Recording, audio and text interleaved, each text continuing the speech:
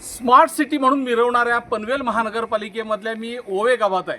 ह्या ओवे गावातली परिस्थिती जर तुम्ही आज बघितली तर दुष्काळग्रस्त परिस्थिती ह्या ओवे गावामध्ये आहे. आपण माझ्या मागे बघू शकता की प्रत्येक घराच्या समोर तुम्हाला 15 ते 20 25 ड्रम दिसत आहेत.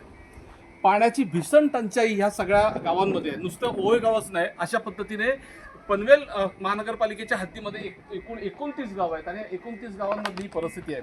ही परिस्थिती बघूनच आपण समजू शकता की इथली लोक कशी राहत असतील, तहानलेले किती असतील, यांना पाणी कसं मिळत असेल, हे सगळं चित्र या सगळ्या दृश्यातून आपल्या लक्षात आलं असेल. अक्षरशः 4-4, 5-5 दिवस इथे पाणी येत नाही. आपण जो मागे टँकर बघतोय, हा टँकर आता इथे आलेला आहे आणि ह्या टँकरच्या माध्यमातून या गावामध्ये आता प्रत्येक घराच्या समोर जे ड्रम ठेवले त्या ड्रममध्ये पाणी भरलं जाणार आहे.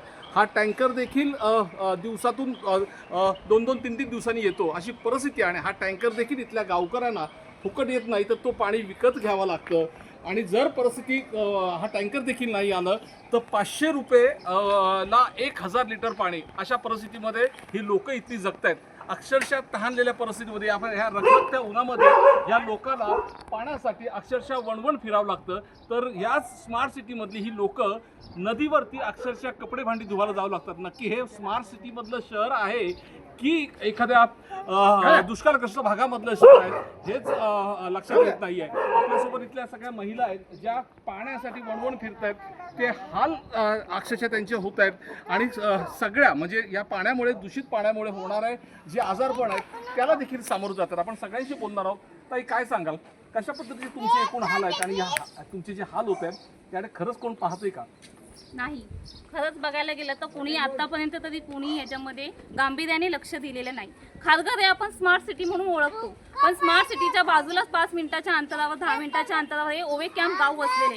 आज कित्येक पिढ्या हे गाव इथे वसलेले आहे, पण इथे या पाण्याची व्यवस्था कुणीही बघत नाही ना. इथे सरकार कुणीही लक्ष देत नाही का, गांभीर्याने लोकांकडे लक्ष देत नाही. आम्हाला नळाचं पाणी येतं, टँकरचं पाणी येतं, पण त्या पाण्याला पुरवठा नसतो. थोडं पाणी येतं, पिण्यापुरती पाणी येतं, पण त्याचाही आम्हाला 2-2, 3-3 दिवस पुरवठा करावा लागतो. हे बघताय तुम्ही पाठीमागे टँकरचंही पाणी येतंय, त्याला पण पुरवठा करावा लागतो.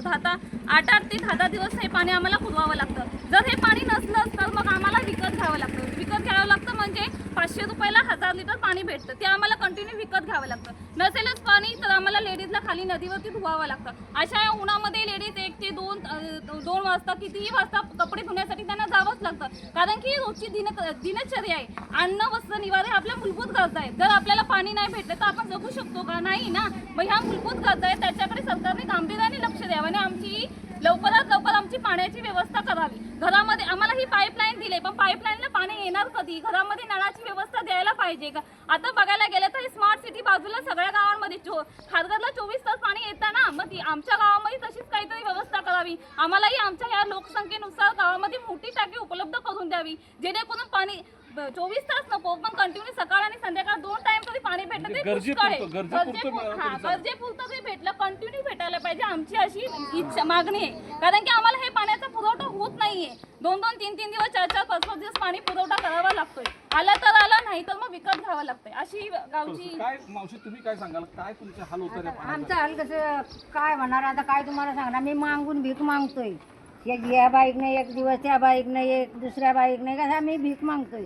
आणि काय इथं इरा बोलतात, नाही तर काय नदी, त्या इराला काय पाणी नाही. थोड्या पाण्यामध्ये कपडे धुवायचे, मग किती वास येतोय, किती काय होतंय.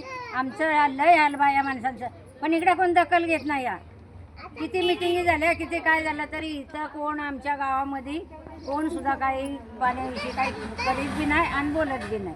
काय सगळे बुजून गप्प बसलेले आहेत. सिडको पण, महापालिका पण, अधिकारी पण आणि सगळे राजकीय नेते पण, सगळेच इकडे आमच्याकडे म्हणजे लक्ष कोण देत नाही. पण नुकतीच मतदान केलं तुम्ही, महानगरपालिका मतदान पण केलं.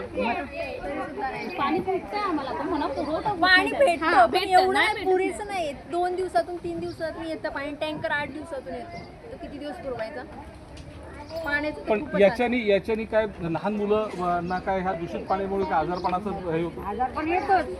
आजारपण ह्या म्हणजे या खराब पाणी, त्यामध्ये कपडे बुडवायचे, काय करायचे, त्याचा वास येतोय किंवा काय होतंय. आणि आम्हाला तर आमच्या नळाला तर काय अगदी पाणीच नाही. म्हणजे मागून आम्ही घेणार, एक मागून. त्याच्यावरती आम्ही किती दिवस हे करणार? केव्हा 3 दिवसांनी येते, केव्हा 4 दिवसांनी पाणी येतंय. काय आम्ही करायचं? टँकर पण कवा तरी हप्त्यात नाही येतोय, कवा 10 दिवसांनी येतोय. काय बाया माणूस करणार? पण याला आपल्या इऱ्याला, आता आम्ही इरा नदी बोलतो, पण त्याला पण पाणी नाही. कुठे एवढं पाणी असेल त्यात कपडे धुवायचे, आणि कोणी इथं दखल म्हणून पाण्याची घेतच नाही. विलिक्षणाला तेवढ्या पुरतं देतो तुम्हाला, परत नाही, संपलं ना, शिक्का मारला की झालं. आता 5 वर्ष काहीच नाही. काहीच काय म्हणाल तुम्ही, कसे हाल तुमचे लहान लहान मुलं घरात आहेत, कामावर जाणारे देखील महिला इथे आहेत, पाण्याची खूप मोठ्या प्रमाणात टंचाई दिसते. बोलायला असं ताट नाही. तिचं तर खूप आले, तिची एकटीच महिला आहे, सगळे पुरुष आहे. पाणी सांगा ना, पाणी नाही म्हणून कपडे धुवा. पाणी काय पुरत नाही आम्हाला, पहिल्या वेळेला जायला कपडे धुवायला. आणि त्यामुळं आमच्या मुलांना मुली पण देत नाही, पाणी नाही घरामध्ये, नळ नाही म्हणून असं झालं. लग्नाचे पण प्रॉब्लेम लग्नाचे पण प्रॉब्लेम चाललेले आहेत. ओवे काम गावामध्ये पाणी नाही. हे पाणी नाही म्हणजे तुमच्याकडे पाणी नाही, आम्ही कशा मुली देणार?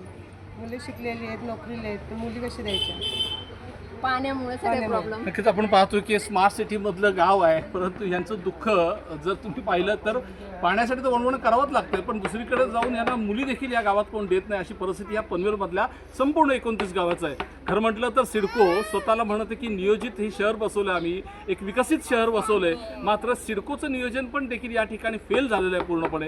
तर दुसऱ्या बाजूला पनवेल महानगरपालिका अस्तित्वात झालेल्या, पण पनवेल महापालिकेचे देखील या सगळ्या ग्रामस्थांकडे किंवा शहरातल्या लोकांकडे देखील दुर्लक्ष मोठ्या प्रमाणात होतंय.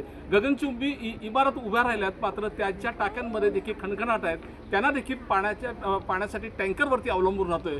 यामुळे इथल्या स्मार्ट सिटीमध्ये पाण्यासाठी हे लोकांना वणवण फिरावं लागतंय, आणि त्यांची जी हाल आहे ते देखील आपण आता पाहिलं. न्यूज 18 लोकमत, विनय म्हात्रे, नवी मुंबई.